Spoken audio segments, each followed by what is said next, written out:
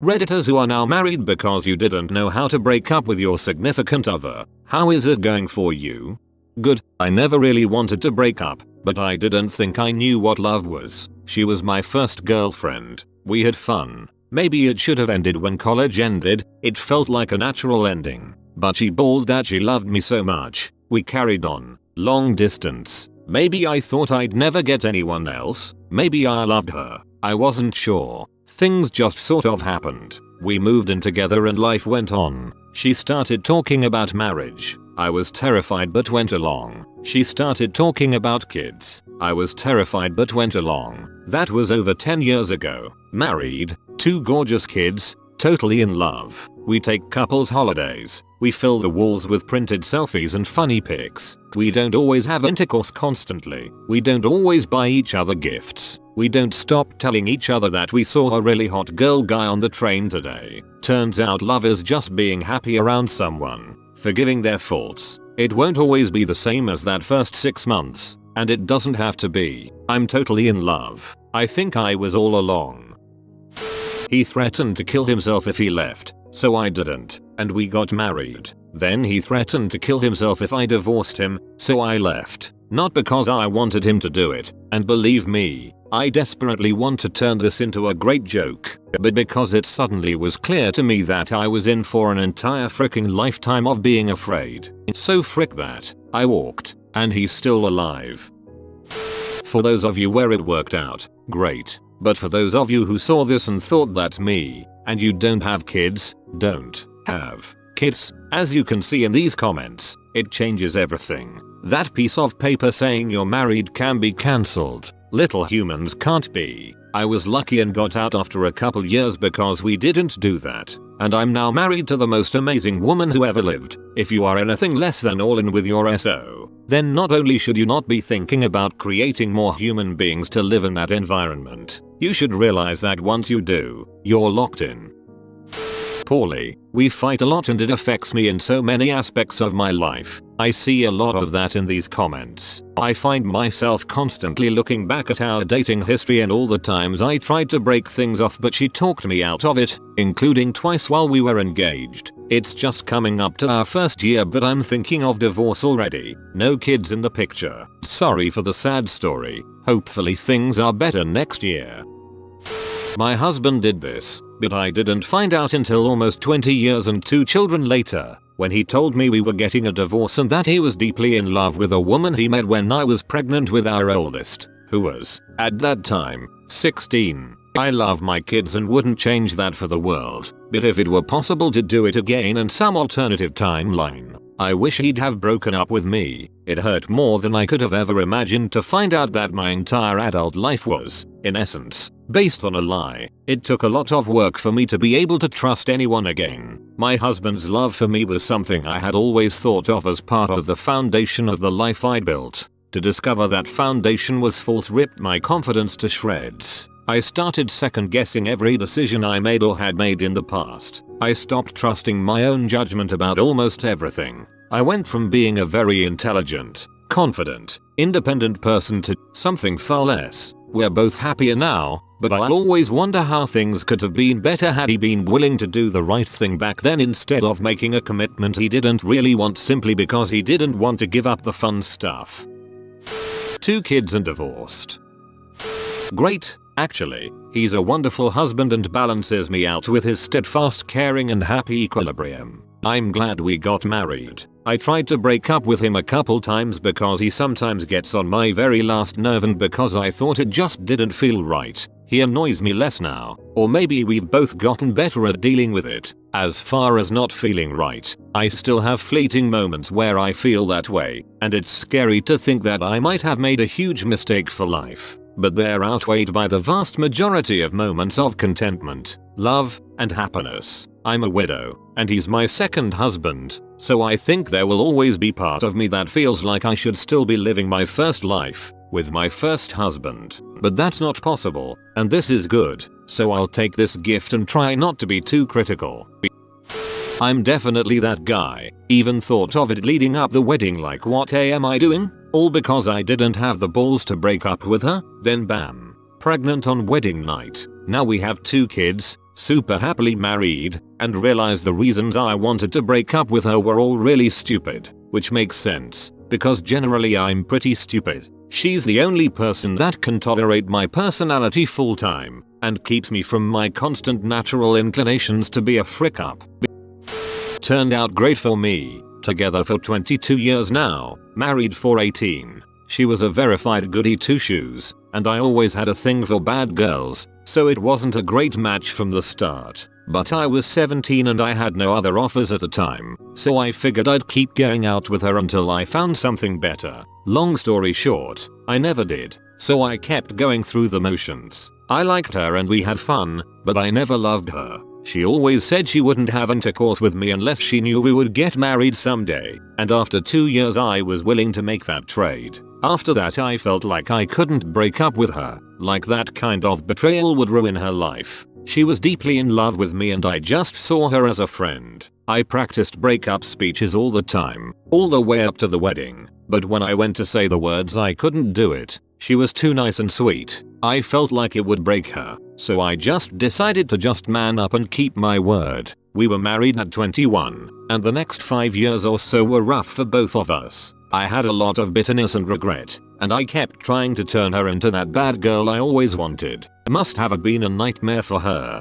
Then it just hit me one day. All my friends who dated or married bad girls were miserable. Most of them got cheated on. My wife treated me like gold even though I treated her like garbage. All of a sudden I was overwhelmed with love for her. I realized I was married to the best friend I ever had. What I wanted in a woman flipped 180 degrees in a single moment, and she has been my idea of a perfect spouse ever since. I have never told her any of this and I never will.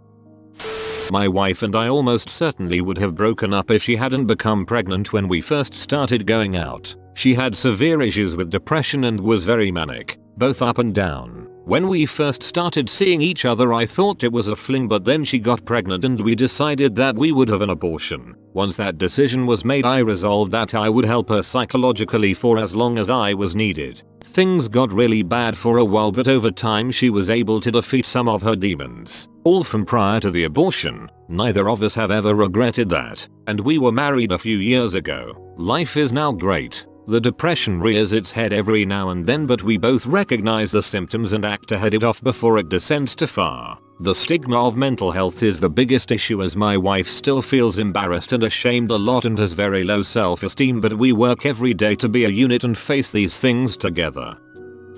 I was dating my now wife, and I was a freaking mess. Drinking a lot, depressed, schlepping my way through life. I had a cycle. 1. Find a great woman. Just to be clear, there are tons of great women out there if you look at personality and brains before looks. 2. Fall in love. 3. Become emotionally unavailable, depressed, drink too much, and leave. One night, I got arrested for being drunk and in the wrong place. My fault for being drunk. So, I spent the night in jail. I had hit bottom. My girlfriend spent the whole night looking for me, and I called her as soon as I was released. She picked me up, gave me a hug and kiss, took me home, and put me to bed. Not a mean word, just kindness and compassion. Coming from a family where these words don't exist, I was astounded that people could act like this to someone who acted so stupidly. I woke up, and she took me to get ice cream, and told me that she would be there for me through the whole process.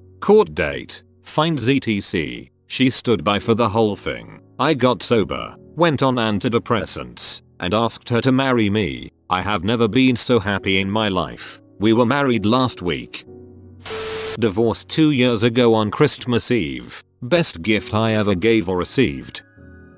Not too bad. We have 2 kids now. I mean, if I'm being honest, I don't really like anyone, but she's probably the only person I could spend the rest of my life with and not want to kill. Funny too, because we actually share very few interests. We like vastly different music, television and movies. We have opposite personalities. She's an extrovert, I'm an introvert, etc. I probably could have been happy being a lifelong bachelor, but I just know I would have turned into a giant weirdo. My idiosyncrasies would have surely evolved into full-blown eccentricities by this point without her in my life.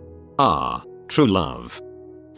8 years ago, I put my engagement ring in an envelope with a note, packed my bag and went to my parents' house. My mother told me she wouldn't let her daughter be a coward who ended a relationship like that and to go back and face my problems. I went back home, put my ring back on and shredded the note. Our divorce was finalized a year ago in April. I stayed with my ex-wife for 11 years until it all went to heck and she cheated on me, so I divorced her. It was like sleeping next to my sister the whole time, a disaster, all because I didn't have enough of a backbone to break up with her.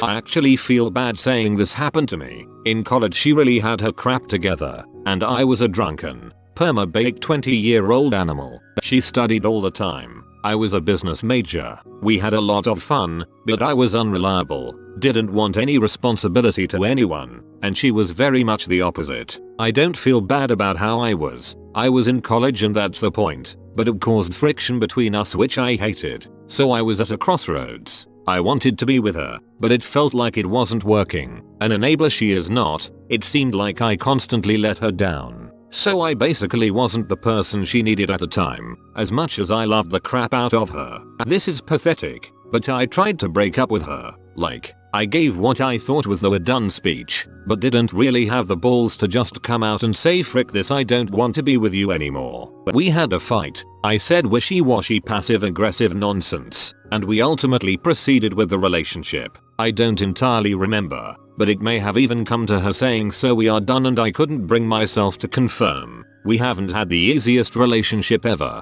but it's one in which I feel like we've both grown a lot, though I concede it was mostly done by me. She is crazy mature. She has been the entire time I've known her. I can be, but I had to learn to be. She just seemed naturally like an impossibly good person, and she's pretty attractive, so I have absolutely no idea what she's seen in me all this time. We 100% still do not agree on everything. We are more complementary to each other, if that makes any sense. So yeah, we're really good, but we have our moments. Married 7 years now. Beautiful house. Beautiful baby girl was welcomed recently. For all of our faults, and there are many, the only constant is we're always there for each other. She is far and away my best friend. And God, that but, though I'm sure, with a sarcastic smirk, she also thinks I'm an but.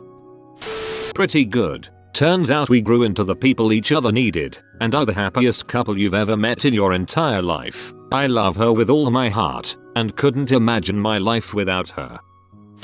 Divorced. She packed up and left while I was visiting family out of state, took the dog, all my belongings, emptied out my accounts, and pretty much disappeared. Found out a few months later she was having an affair. Oh well, better for it now.